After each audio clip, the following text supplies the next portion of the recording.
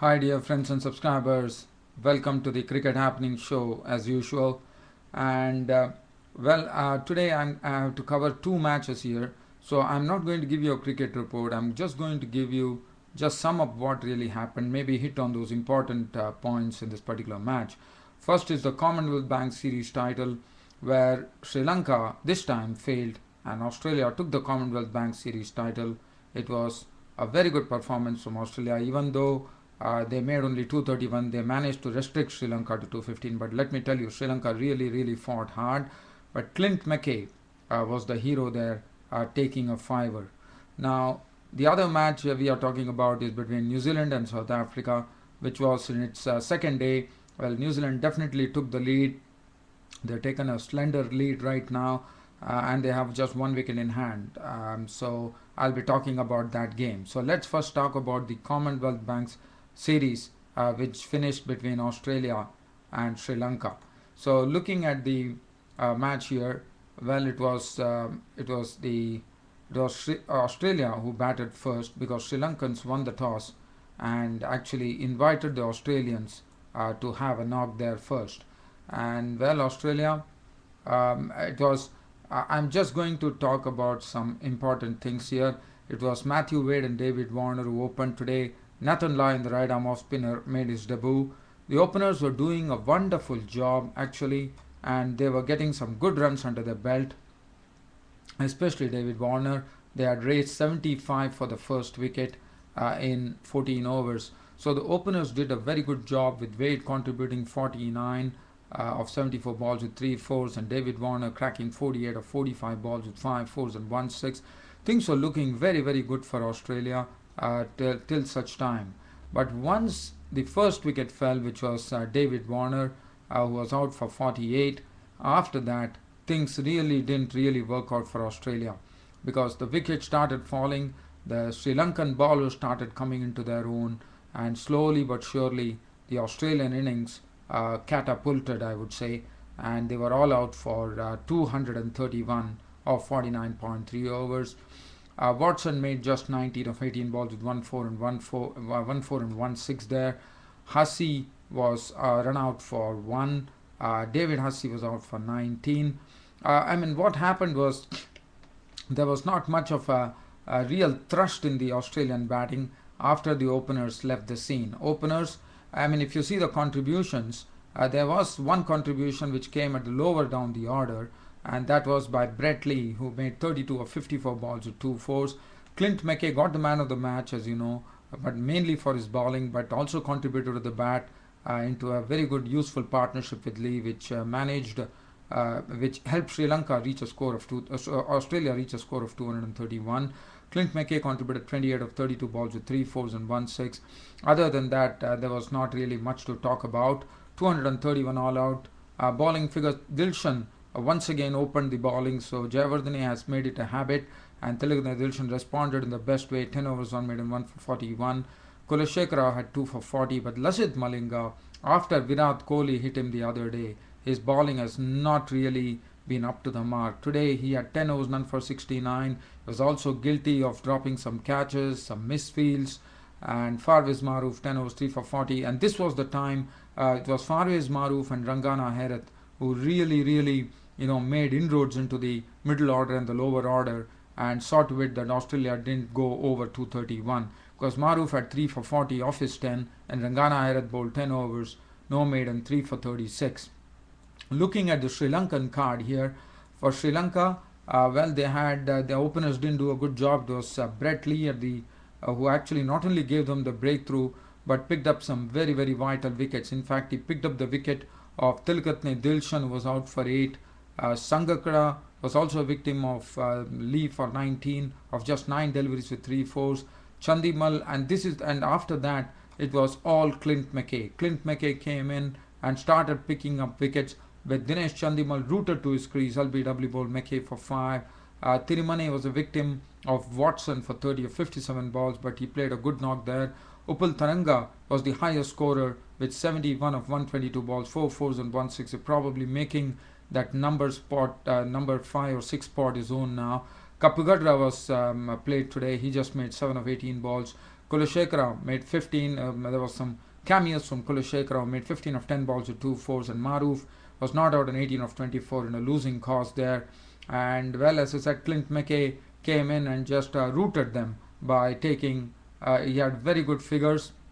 In fact, Sri Lanka put up a good fight as they have been doing that, and so there was definitely entertainment for all the spectators here at the Adelaide Cricket Ground. The Adelaide Cricket Ground, as you know, is going to be totally refurbished now, so everything is going to be demolished and they are going to build it up new. As you know, Australia and New Zealand are also holding the World Cup, so keeping that in view, their stadium is going to be totally refurbished. But well, it was a happy ending for Australia, winning the match when Adelaide Oval would be totally refurbished.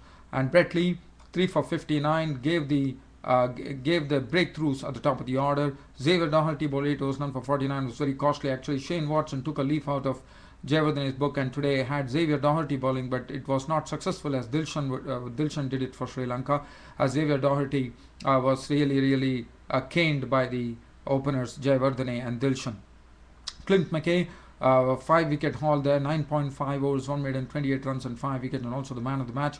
2 for 30. Now Shane Watson's contribution was very crucial there according to me, and let me tell you that Shane Watson was the captain yesterday. Michael Clarke couldn't play, so Shane Watson would be very happy that a major title has been won by him under his captaincy. And not only that, he also contributed in the bowling department. 7 overs, 1 maiden, 13 runs and 2 wickets, and he bowled the crucial 46th over, I reckon, and that gave away just 2 runs. So what Shane Watson has done is, after his comeback to the Australian cricket after the injury, what I definitely see in him is there's definitely a change. He bowls wicket to wicket. He doesn't allow the bowlers batsmen any liberties, and he has been absolutely on the money. 2 for 13. I thought that played a very crucial role in keeping Sri Lanka to 215. One does not know if Shane Watson would have leaked some runs there, things would have been quite different. Nathan Lyon, 8 overs, no maiden, none for 36. Didn't have a good debut, I would say. Daniel Christian, 8 overs, 1 maiden, none for 21. As usual, very economical. So this is as far as the Commonwealth Bank Series has been taken by Australia in 2012, and they won 2 matches to Sri Lanka's 1. And Sri Lanka definitely do some soul searching, but I thought the all-rounders Pereira and Tisra Pereira and also Angelo Matthews not being there played a huge role in Sri Lanka. I am sure that if they would have been there, things would have been quite different for Sri Lanka. Well, that's that. So let's go on to the test match now between New Zealand and South Africa. As you know, yesterday it was South Africa who resumed on the overnight score. They couldn't add much. They just were all out for 238, with Jack Rudolph making 52 of 99 balls with 5 fours. Other than that, the wickets were snapped up. Chris Martin added up to the tally of 3 by taking his 4th wicket. 2 for 52 for Bracewell. I'm not going to go into the much of this particular South African innings. Let's look at the New Zealand innings. Well, as far as New Zealand were concerned, the openers had to really contend with some splendid piece of bowling by Dale Steyn, who got only 1 for 71. The figures don't really reflect it. Vernon Philander was absolutely superb. He was seaming the ball away, he was angling them, he was getting bounce, he was keeping the batsman quiet. Also, Mon Markel came in with his bounce and with his pace. He was troubling the batsman. And then Imran Tahir, the right arm leg spinner, also bowled in the good areas. He also bowled well. And you know, the New Zealand batsmen were really kept quiet. Rob Nicol on his debut was out. He didn't have a good debut. He was dismissed pretty early of the bowling of Vernon Philander for 6 of 12 balls. Martin Guptill was clean bowled by Mon Markel for 16. As I said, they couldn't really fathom the bowling. They couldn't really fathom the bowling of the South Africans. They kept the batsman quiet, and the ball was also swinging, so it was very difficult to play. They were bowling against the wind, sometimes with the wind, but they were using it. I thought South African bowlers had to be credited for bowling in such a fashion in New Zealand conditions. Well, the Brendan McCullum made 48 with 6 fours, and Ross Taylor 44 of 7 fours. That was the very good part of it, but both of them got out to silly shots, and that made New Zealand's work more and more tough there. And then it was Daniel Vettori who contributed 46 with 8 fours. Kruger Van Wyk on his debut looked very good, contributing 36 with 5 fours. But Doug Bracewell was the man who actually helped New Zealand take the lead by smashing those fours. He was clean bowled by Dale Steyn in the end, 25 of 46 balls with 5 fours. And Tim Southee was out for a duck. Trent Boult is currently batting on 8, and Chris Martin was batting on 0. and 243 for 9. So they have taken a very slender lead right now of 6 runs, and that will be a psychological advantage. But let me tell you, in this pitch, I think South Africa are the ones who are going to bat last. So today there's only one more wicket left. We can't expect much from Chris Martin because he's very synonymous with the duck, I would say. But if Trent Bolt can really score a few runs, and that would be useful runs for them, because it is South Africa who would be caught, New Zealand who will be caught on this last day wicket. And let me tell you, on a last day wicket it's going to be difficult because Imran Tahir has already been doing well, and when the pitch deteriorates, Imran Tahir, the leg spinner, could be quite a handful. And for New Zealand, let me tell you, they don't have much spinners on hand. They don't have any genuine. They have Daniel Vettori, no doubt about it, but they don't have any other spinner on hand. But it is going to be interesting. It's a real battle. It's very too early to speak now. It's only the second day which has passed by, and we are looking out for an enthralling third days to happen. But I thought the South African bowlers absolutely splendidly. And if you look at the bowling figures, just to tell you the bowling figures, Vernon Philander was the pick, 17 overs, 1 made and 4 for 50. He has been the very wonderful, inclusion for South Africa in Test cricket. Mon Markle, 18 overs, 5 minutes, 2 for 52. Imran Tahir bowled his heart out, 24 overs, 6 minutes, 1 for 55. And Jack Scalise got 1 wicket, 8 overs, 2 minutes, 1 for 12. Well, as I said, it's going to be a very good battle between the sims. So Daniel Vettori will hold the key as far as the second innings of South Africa is concerned, which will start today, and then we will have a real battle out there. But dear fans, friends and subscribers, I couldn't really get into much of the nitty gritties today because I said 2 matches had to be covered. I did my best. I know probably you might not think this might be my best, but well, whatever little I could really speak on this show, I did. I hope you enjoyed my show.